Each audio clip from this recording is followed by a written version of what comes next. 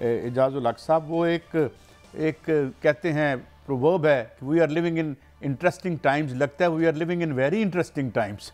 तो आपको कैसे लग रहा है, जैसे हम वक्फे में भी ऑफ द रिकॉर्ड बात कर रहे थे, ये कैसे मामला अनफोल्ड होगा? इलेक्शन जो है वो अब हम तो बिल्कुल डाउट नहीं है, यकीन है कि होगा, मगर जो है मौलाना फजल रहमान भी कह रहे हैं कि जनाब बड़ा ख़तरा है, के गवर्नर भी कह रहे हैं कि जनाब बड़े ख़तरात लाहक हैं। तो आप क्या समझते हैं होने क्या जा रहा है? बड़ा कन्फ्यूजन है जनाब एजाजुल हक साहब। देखिए, बहुत सी ऐसी चीज़ें हैं जिनको देखना ज़रूरी है। एक तो ये कि इलेक्शंस तो आपने करवाने हैं, लेकिन इलेक्शंस में एक एग्ज़ाम्पल मैं आपको देता हूँ कि पिछले दिनों एक शख्सियत मेरे पास आई हुई थी जो कि बड़े मुतहर्रिक है इलेक्शंस में और आने वाली हुक्मरान जमात के नुमाइंदे हैं। तो मुझसे पूछने आए थे कि एजाज भाई हमें बताएं इलेक्शन हो रहे हैं कि नहीं हो रहे हैं। अरे मैंने कहा आप इलेक्शन लड़ रहे हैं? कहता हाँ मैं लड़ रहा हूँ। मैंने कहा कि आप बताएं कि आप किसके खिलाफ इलेक्शन लड़ रहे हैं। तो वो एकदम गुम हो गया और सोचने लग गया। तो कहने लगा जी मेरा तो ओपोनेंट है ही कोई नहीं, वो तो सारे गायब हैं। तो मैंने कहा फिर इलेक्शन कैसे लड़ेंगे आप? तो ये तो एक छोटी सी मैं आपको बात बता रहा हूँ कि जब कोई ओपोनेंट ही नहीं होगा तो आप इलेक्शन कैसे लड़ेंगे आप? तो अभी तक तो मुझे कोई ओपोनेंट नज़र नहीं आ रहा। जो हमारी माशाल्लाह इस्तेकाम पाकिस्तान पार्टी है जो कि पाकिस्तान में इस्तेकाम लाने की कोशिश कर रहे हैं, बड़ी मेहनत कर रहे हैं और 2-3 जगह उन्होंने जलसे भी करके दिखाए हैं, इज्तिमा इकट्ठे करने की कोशिश की है। लेकिन वो तो चाह रहे हैं कि उनकी सीट एडजस्टमेंट हो जाए आने वाली हुक्मरान जमात के साथ।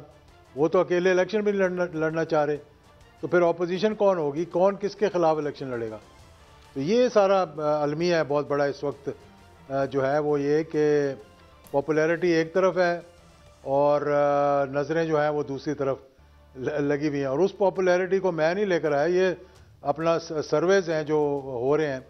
अब उसमें ये नहीं है कि आप कहें जी कि एक शख्स है वो जेल में है तो बाहर कोई उसका चाहने वाला नहीं है, मतलब है वो वोटर हैं, सपोर्टर हैं।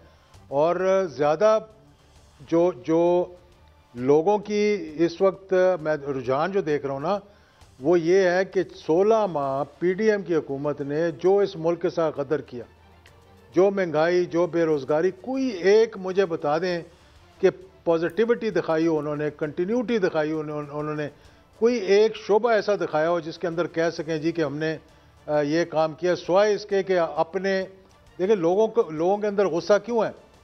उन्होंने कहा यार यही एक क्लास है जो एलीट क्लास है जिसमें चलो मुझे भी डाल दें आप उसमें, जो अपने केसेस भी माफ़ करवा सकते हैं, इनको पूछने वाला भी कुछ नहीं, इनकी तारीखें भी जो है फटाफट लग जाती हैं, बाकी जो है वो रुल जाते हैं एक जनरेशन से दूसरी और दूसरी से तीसरी, मतलब कि दादे से बाप और बाप से पोता जो है वो इलेक्शन लड़ रहा होता है ज़मीनों के तनाज़ात की, कत्लों के दीगर जो हैं, और उनकी तारीख नहीं लगती। ये जहाज़ों से उतरते हैं तो इनके बायोमेट्रिक जो है वो कोर्ट जो है वो एयरपोर्ट पे पहुंच जाती है। नैरेटिव आप बिल्ड करते हैं। साहब ये बताएं, चौथी मरतबा वज़ीर आज़म, ज़ाहिर तमाम तरीके इंसाफ की मुखालफ जमातें एक हो गई हैं तकरीबन कमो बेशतर सारे, लेकिन इसके बावजूद भी मौलाना फजल रहमान इवन के मौजूदा वज़ीर दाखिला भी कहते हैं कि हालात ठीक नहीं है, हालात दहशत गर्दी बढ़ रही है, हम इलेक्शन कंपेन नहीं चला सकते। तो फिर इलेक्शन कैसे होगा कि हुकूमत का वज़ीर दाखिला कह रहा है कि शायद हमारे कंट्रोल में नहीं है हालात? अब देखें ना, हम पे कदगन लगाई हुई है कि आपने इस बारे में बात करनी नहीं है, अगर करनी भी है तो अपनी बेगम से करें। बेगम बात करने को तैयार नहीं है इस टॉपिक पे। वो कहती मेरा क्या काम है सियासत में जो मैं तुम्हें बताऊं कि इलेक्शन हो रहे हैं कि नहीं हो रहे हैं। तो किससे बात करें हम जाके? फिर वो हमें तो कोर्ट्स ने कहा हुआ जी कि आप इस पर गुफ्तगू नहीं कर सकते, चैनल्स इस पर बातचीत नहीं कर सकते, आपको इजाज़त भी नहीं है कि आप कम से कम तबसरा करें, अपने ख्यालात का इजहार करें। तो मुझे तो ये इसमें कोई शक नहीं, मौलाना फजल रहमान साहब जो बात कर रहे हैं, केपी के अंदर मुश्किलात हैं, बलूचिस्तान के अंदर बहुत मुश्किलात हैं। लेकिन अगर आपको याद हो कि 2008 में मोहतरमा का जब इतना बड़ा हादसा हो गया था, उसके बावजूद 1 माह के लिए सिर्फ इलेक्शंस पोस्टपोन हुए थे, और वो भी मुस्लिम लीग काफ की गलती थी। मुस्लिम लीग काफ से पूछा गया था उस वक्त कि क्या इलेक्शंस उसी 8 तारीख को करवा दें जो होने देंगे, 29 को ये हादसा हुआ था, या 1 महीना आगे कर दें। तो सब ने कहा जी 1 महीना आगे कर दें। वो 1 महीने में खैर हमारा तो जो हुआ था वो सिंपथी वोट सारा उधर चला गया। अगर उसी वक्त इलेक्शन हो जाते शायद मामलात कुछ बेहतर हो जाते, लेकिन उसके बावजूद तो बड़ी मुश्किलात के अंदर भी पाकिस्तान के अंदर होते रहे इलेक्शंस। लेकिन आने वाले दिनों में मुझे लग रहा है कि ज़्यादा मज़ीद मुश्किलात का सामना करना पड़ेगा, क्योंकि अभी हमारे बॉर्डर्स के ऊपर भी कोई हालात ठीक नहीं है। कुछ हमारे जो अफ़गानिस्तान का बॉर्डर है, वेस्टर्न बॉर्डर है, वहाँ भी कोई हालात इतने अच्छे नहीं हैं। तो इन मामलात को सामने मद्देनज़र रखते हुए और सियासतदान जो हैं, चाहे कुछ भी कहें, वो सर्दी लग रही है या गर्मी लग रही है या हालात ख़राब है, बात यह है कि ग्राउंड रियलिटी क्या है।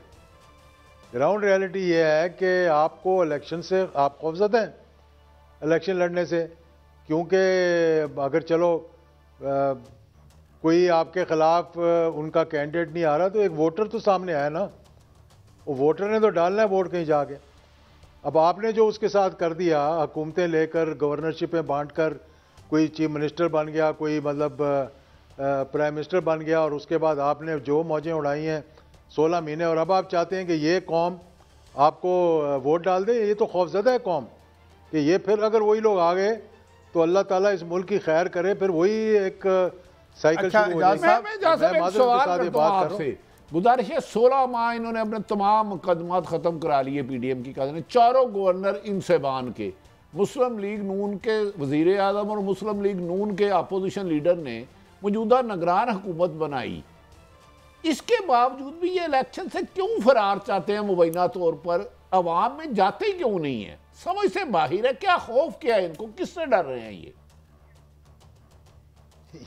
ये आपसे डर रहे हैं, ये मुझसे डर रहे हैं, ये वोटर से डर रहे हैं, ये एक आम आदमी से डर रहे हैं जो सड़क के ऊपर बैठा हुआ इस वक्त महंगाई के बोझ के तले दबा हुआ है, बिजली का बिल नहीं दे सकता, बच्चों की फीस नहीं दे सकता, जो कि 3 वक्त की रोटी नहीं खा सकता। ये हकीकत है, ये मजाक नहीं है। मतलब इतना मुश्किल वक्त पाकिस्तान ने नहीं देखा, और फिर इतना ये अभी बड़ी मुश्किल से जो स्मगलिंग को कंट्रोल करके कुछ डॉलर को थोड़ा बहुत सहारा दिया है, वरना हम तो पता नहीं क्या बनाना रिपब्लिक बनने को जा रहे थे। यहाँ हमारे पास वही होता जो कि किसी वक्त टर्की में और दीगर मुल्कों में हो गया था कि मिलियंस में जाकर जो करेंसी थी, आप बैग में पैसे लेके जाते थे डब्बा रोटी खरीदने के लिए। तो यहाँ भी वही हाल होने लगा था, और ख़ुद कह रहे थे कि 500 पे चला जाएगा रुपया डॉलर के अगेंस्ट। तो अब बड़ी मुश्किल से इस पर कोई SIFC की मेहरबानी है, कुछ खुद कोशिश की है, और फिर इतनी मेहनत की जा रही है कि आप मुल्कों जा रहे हैं, MOU साइन कर रहे हैं। तो जब इनको लाकर आप बैठा देंगे सामने, और जिनको ज़बरदस्ती लाकर बैठाएंगे, तो लोग तो डर रहे हैं यार कि हमारा बनेगा क्या फिर आगे। ये तो आपने अभी SIFC का नाम लिया, SIFC पे भी बड़े अटैक आ रहे हैं, बल्कि आलमी मालियाती इदारे भी अटैक कर रहे हैं, मगर लोग तो यही कह रहे हैं कि यार डॉलर को कम से कम 100 से तो नीचे रखा हुआ उन्होंने। और एक और भी मैं बात आपसे पूछना चाहता हूँ, because by virtue of your lineage you have been watching history from very close quarters. ये एजाज साहब वीडियोज़ और ऑडियोज़, आप वो ज़माना आपको भी याद होगा, अगर एक तरफ निज़ाम मुस्तफ़ा था तो दूसरी तरफ सोशलिज्म खड़ा था, लोग इधर भी थे उधर भी थे। ये ऑडियो वीडियोज़, ये गंदी ज़िंदगी, ये निजी ज़िंदगी का गंद उछालना, ये कैसे आया और क्यों आया, क्या समझते हैं आप? देखें, ये एक बड़ा ही अफसोसनाक बात है, और मेरा दिल दुखता है ये सारी चीज़ें देखते हुए। जिस तरह के आजकल तबसरे हो रहे हैं, जिस तरह आजकल ये तशहीर की जा रही है, जिस तरह आज तक सोशल मीडिया तो नहीं, जिस तरह नेशनल हुकअप पे, यानी ये TV जो हम अपने बच्चों के साथ बैठकर देखते हैं, उस पर जब बैठकर एक खावंद अपनी बीवी के ऊपर इल्ज़ाम लगा रहा होता है, एक नौकर अपनी मालकन के ऊपर इल्ज़ाम लगा रहा होता है, ये तो इतने दुख की बात है। मैं आपको बताऊं ना, आपके बहुत से इख्तलाफ होंगे जनरल ज़ियाउल हक शहीद के साथ, और ठीक है, अपने अपनी सबकी राय होती है। पहली बात तो ये कि अब कोई नज़रिया नहीं रह गया। अब नज़रियाती सियासत ख़त्म होगी। 2006 में जब ये चार्टर ऑफ डेमोक्रेसी साइन हुआ था, नॉर्थ पोल और साउथ पोल इकट्ठे बैठ के वो सिग्नेचर कर रहे थे। उस दिन पाकिस्तान के अवाम ने कह दिया था कि पाकिस्तान से नज़रियाती सियासत को दफन कर दिया गया, और अब मुफादात की सियासत शुरू हो गई है। और वो मुफादात जो थे वो बंदर बांट थी, जो हमने पिछले 16 माह में भी देखी। मैं आंखों देखा हाल, ये हकीकत आपको बताने लगा हूँ कि मोहतरमा इस दुनिया में नहीं है। मैं फिर भी कहूँगा अल्लाह ताला उनको जन्नत नसीब करे।